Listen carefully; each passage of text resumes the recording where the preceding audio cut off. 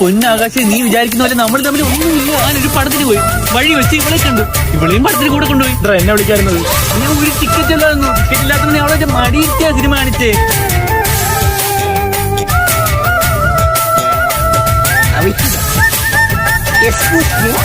താനും പോയാണ് തലപ്പിലാണ്ട് കിട്ടുകയും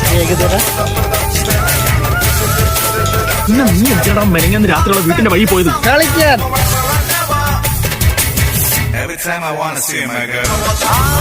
അയ്യോ കളിക്കാൻ പോണ ആരെയും കൂട്ടത്തൊക്കെ പറഞ്ഞേ ചേട്ടനോടും തോന്നല്ലേ.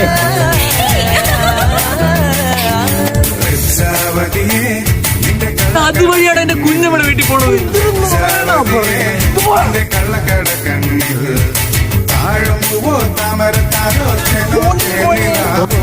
മാമഴ മുത്തോ മല്ലിക്കൊഴുന്തോ